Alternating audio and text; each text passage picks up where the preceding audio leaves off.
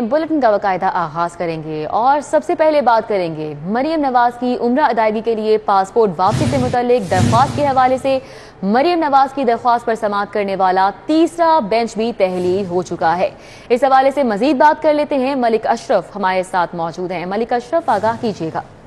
जी बिल्कुल, मरियम नवाज की पासपोर्ट के हसूल के लिए और उमरा पर जाने की इजाज़त के लिए दायर दरख्वास्त पर तश्कील दिया गया तीसरा बेंच भी तहलील हो गया है।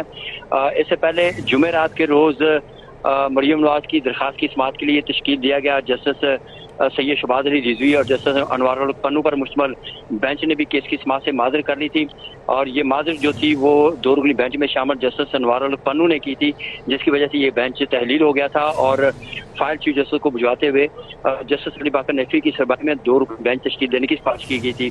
उसी रोज़ जस्टिस अली बाकर नजफी और जस्टिस फरूक हैदर को नया बेंच तश्कील दिया गया और अदालत ने इस केस को पीर के लिए रखा। गुज़श्ता रोज़ इस केस की समाअत हुई और जस्टिस अली बाकर नजफी और जस्टिस फरूक हैदर ने मरियम नवाज की दरख्वास्त पर समाअत की, लेकिन आज जब इस केस की समाअत का आगाज़ हुआ तो जस्टिस फरूक हैदर ने केस की समाअत से माज़र कर ली, जिसके बाद दूसरा बेंच भी तहलील हो गया। इसके बाद फाइल चीफ जस्टिस को भिजवाई गई और चीफ जस्टिस ने जस्टिस अली बाकर नजफी और जस्टिस अर्शद जो गुराल पर मुश्तमिल दो रुकनी स्पेशल बेंच तश्कील दिया और जस्टिस अर्शद जो गुराल ने भी केस की समाअत से माज़र कर लिया और तीसरा बेंच भी तहलील हो गया। अब चीफ जस्टिस को फाइल भिजवाई गई है। अब देखते हैं कि chief justice Lahore high court कौन सा नया बेंच तश्कील देते हैं जो मरियम नवाज की दरख्वास्त पर समाअत करेगा। दूसरी तरफ मैं ये भी बताते चलूँ कि इस वक्त जो नौमुंतखब वज़ीर आला पंजाब हैं हमजा शहबाज, उनकी हलफबर्दारी के हवाले से केस की समाअत का आगाज़ हो चुका है। Chief justice Lahore high court case की समाअत कर रहे हैं और अदालत में additional attorney general नवीस Suhail Malik मौजूद हैं और उनके साथ साथ इस वक्त एडवोकेट जनरल पंजाब अहमद वैस भी कमरा अदालत में मौजूद हैं। एडिशनल अटॉर्नी जनरल का ये कहना था कि गवर्नर ने जो समरी भिजवाई है सदर ममलकत को इन इंतखाबात के हवाले से, उस पर सदर ममलकत ने अपनी राय वज़ीर आज़म को भिजवा दी है, जिसमें उन्होंने इस इंतखाबात के हवाले से जो कानूनी जो पेचीदगियाँ हैं, जो सूरत हाल है, उस हवाले से आगाह कर दिया है ऐवान वज़ीर आज़म को। दौरान समाअत अदालत ने एडिशनल अटॉर्नी जनरल की नाराजगी का इजहार भी किया और उनको सख्त भ्रमी का इजहार किया कि आप अदालत को मिसगाइड ना करें। इस वक्त केस की समाअत जारी है और चीफ जस्टिस केस की समाअत सुन रहे हैं हमजा शहबाज की हलफबर्दारी के हवाले से। जी ठीक है, इस वक्त वो समाअत सुन रहे हैं। बहुत शुक्रिया। मलिक अशरफ हमारे साथ थे, अपडेट कर रहे थे। और अब बात करें तहरीक इंसाफ के इलेक्शन के दफ्तर के बाहर एहतजाज के हवाले से। महमूद रशीद, उस्मान अकरम, यासिर हुमायूं, एजाज चौधरी, अवैस यूनस ने शिरकत की है। जुबैर खान न्याजी, यासिर गिलानी, बिलाल अवान एडवोकेट भी यहीं पर मौजूद हैं।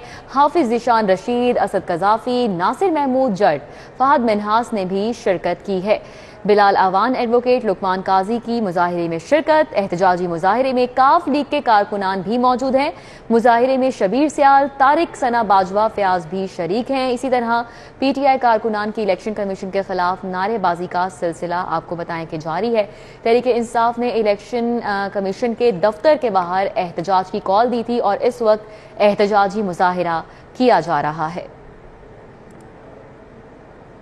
कराची से लापता और उकाड़ा से बरामद होने वाली लड़की लाहौर पहुंच गई है। लाहौर पुलिस की टीम दुआ ज़हरा और उसके शौहर को लेकर लाहौर पहुंची है। आबिद चौधरी इस वक्त हमारे साथ मौजूद हैं, डिटेल्स उनसे जान लेते हैं। आबिद चौधरी, आगाह कीजिएगा। बिल्कुल, कराची से लापता और उकाड़ा से बरामद होने वाली लड़की जो है वो लाहौर पहुंच चुकी है। लाहौर पुलिस की टीम दुआ ज़हरा और उसके शौहर को लेकर लाहौर पहुंची है। डीएसपी जुल्फकार है जो कि मियां बीवी को लेकर एसपी सदर के दफ्तर पहुंचे। एसपी सदर के सामने दोनों मियां बीवी का बयान रिकॉर्ड करवाया गया और इस वाले से एसपी सदर का ये कहना था कि अदालत पेश किया जाएगा दोनों मियां बीवी को, जहां पर उनका बयान रिकॉर्ड करवाने के बाद डीआईजी ऑपरेशन दफ्तर पेश किया जाएगा। इस वाले से जो दुआ ज़हरा की जानिब से कोर्ट में अपील की गई थी कि पुलिस उनको हिरासत कर रही है, तो पुलिस अदालत की जानिब से पुलिस को इस तनबीह की गई थी कि वो दुआ ज़हरा और उसके शोहर को हिरासत करना बंद कर रहे हैं। इस वजह से पुलिस के कहना है कि कोर्ट जो फैसला करेगी उस पर अमल दरामद करवाया जाएगा। अब से कुछ देर बाद जो है वो दुआ ज़हरा को कोर्ट में पेश कर दिया जाएगा, जहाँ पर इन दोनों मियां बीवी के बयान कलमबंद करवाने के बाद लाहौर पुलिस फैसला करेगी कि दोनों मियां बीवी को कराची पुलिस के हवाले किया जाना है या नहीं। ठीक है, बहुत शुक्रिया। आबिद चौधरी हमारे साथ थे, अपडेट कर रहे थे।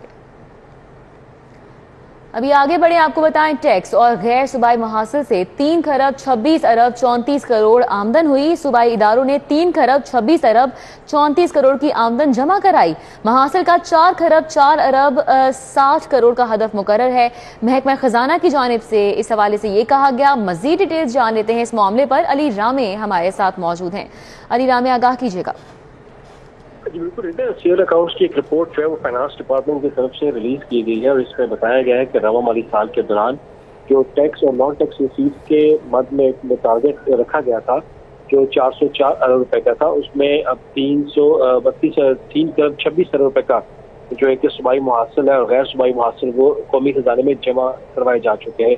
عام فہم میں یہ وہ چیزیں ہوتی ہیں جو کہ ٹیکس کی مد میں پنجاب حکومت جو ہے وہ ریسیو کرتی ہے عوام سے براہ راست، اور جو نان ٹیکس ریسیٹس ہوتی ہیں وہ ٹوکن ٹیکس کی مد میں ہوتے ہیں، چلان کی مد میں ہوتے ہیں، ٹریفک فائنس کی مد میں ہوتے ہیں۔ اب اس میں بورڈ آف ریونیو کا ٹارگٹ جو ہے وہ اچھا جا رہا ہے، ایکسائز ڈپارٹمنٹ کا جو ہدف ہے وہ انہوں نے اچھا خاصا اچیو کیا ہے۔ تو اب 72 ارب روپے کی مزید کلیکشن جو ہے وہ انہوں نے 3 ماہ کے اندر صوبائی اداروں نے کرنی ہے۔ اب اس کا ماضی کی حکومت کے ساتھ اور ماضی کے پچھلے جو مالی سال ان کے ساتھ اگر جائزہ لیا جائے تو یہ سال جو ہے وہ 2021-22 کا اس میں سب سے زیادہ ریونیو جو ہے وہ پنجاب میں اکٹھا کیا گیا، کیونکہ پی ٹی آئی کی گورنمنٹ تھی تو ان کی طرف سے کچھ اصلاحات کی گئی، تو لہٰذا اس کا جو ثمرات ہے وہ آنا شروع ہوئے کہ ریونیو کلیکشن وہ پنجاب میں اب بہت بہتر ہوئی ہے، اور امید کی جا رہی ہے کہ 100% تک یہ کلیکشن جو ہے وہ جمع ہو جائے گی، جس سے پنجاب کی جو صوبائی آمدن ہے اس میں اضافہ بھی ہوگا۔ صوبائی آمدن میں بھی اضافہ ہوگا۔ بہت شکریہ، علی رامے ہمارے ساتھ موجود تھے، اپڈیٹ کر رہے تھے۔ کینال روڈ ایف سی کالج کے قریب بجلی کی تاریں ٹوٹ گئیں۔ ایف سی کالج سے مسلم ٹاؤن ٹریفک جیم ہے اور گاڑیوں کی اس وقت لمبی قطاریں لگی ہیں، جس سے شہریوں کو شدید اذیت کا سامنا کرنا پڑ رہا ہے۔ کینال روڈ ایف سی کالج کے قریب بجلی کی تاریں ٹوٹی ہیں اور اسی کے باعث یہاں پر ٹریفک کا نظام درہم برہم ہو کے رہ گیا ہے۔ ایف سی کالج سے مسلم ٹاؤن ٹریفک جیم ہے اور گاڑیوں کی لمبی قطاریں لگی ہیں۔ اس وقت بمپر ٹو بمپر گاڑیاں کھڑی ہیں۔ مناظر آپ کے سامنے موجود ہیں۔ حسن خالد سے بات کر لیتے ہیں، ان سے جانتے ہیں کہ اس وقت کی کیا صورتحال ہے۔ حسن، بتائیے گا۔ جی بالکل، میں اس وقت کینال روڈ ایف سی کالج کے بالکل سامنے کھڑا ہوں، جہاں پر بجلی کی مین ہائی وولٹیج کی تار ٹوٹ کر گر چکی ہے، جس کی وجہ سے کینال روڈ کے اوپر اس وقت ٹریفک شدید جام ہے اور گاڑیوں کی طویل لمبی قطاریں لگ چکی ہیں۔ میرا کیمرہ مین سجاد اگر میرے پیچھے آپ کو دکھا سکے تو آپ دیکھ سکتے ہیں کہ یہ اس وقت ٹرک یہاں پر کھڑے ہوئے ہیں۔ بجلی کی تار ٹوٹ جانے کی وجہ سے ٹرک جو ہیں یہاں سے گزر نہیں سکتے، جس کی وجہ سے ٹریفک جو ہے وہ شدید متاثر ہے۔ ایک جانب سے جو چھوٹی گاڑیاں ہیں وہ گزر رہی ہیں، لیکن ستم ظریفی یہ ہے کہ اس واقعے کو 1 گھنٹے سے زائد کا وقت گزر چکا ہے، لیکن تاحال لیسکو عملہ جو ہے وہ موقع پر نہیں پہنچا ہے۔ ٹریفک پولیس کی جانب سے جو لیسکو انتظامیہ ہے اس کو بروقت آگاہ کر دیا گیا تھا، لیکن ٹریفک پولیس کی آگاہی کے باوجود لیسکو کا عملہ یہاں پر نہیں پہنچا ہے، جس کی وجہ سے مین شاہراہ کے اوپر ٹریفک کی روانگی شدید متاثر ہے اور ممکنہ طور پر کوئی بھی جانی نقصان بھی ہو سکتا ہے، کیونکہ یہ بجلی کی مین ہائی وولٹیج تار ہے۔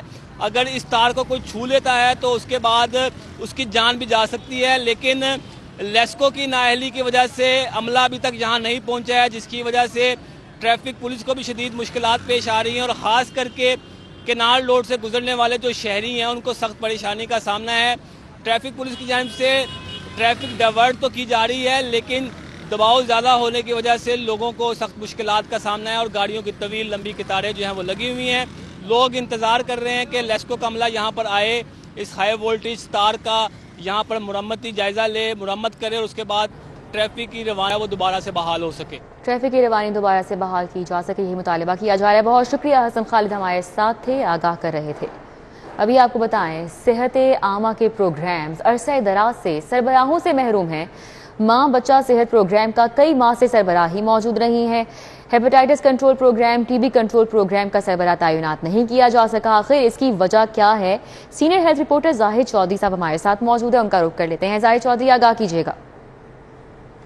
سرکار کی نااہلی کی وجہ سے صحت عامہ کے اہم پروگرامز عرصہ دراز سے سربراہ سے محروم ہیں۔ جی ہاں، محکمہ پرائمری اینڈ سیکنڈری ہیلتھ کے زیر انتظام چلنے والے ہیپاٹائٹس کنٹرول پروگرام، اس کے ساتھ ساتھ ماں بچہ صحت پروگرام جو کہ صوبے بھر میں انفنٹ موٹیلٹی اور میٹرنل موٹیلٹی جو ہے اس کی روک تھام کے لیے انتہائی اہم شعبہ ہے۔ اس کے ساتھ ساتھ تمام جو بچوں کی نشو و نما کے حوالے سے، ان کو حفاظتی ٹیکے لگانے کے حوالے سے، ماؤں کی صحت عامہ کے حوالے سے جو ہے وہ انتہائی اہم سمجھا جانے والا یہ ماں بچہ صحت پروگرام IRMNC جو ہے وہ عرصہ دراز سے جو ہے وہ سربراہ سے محروم ہے۔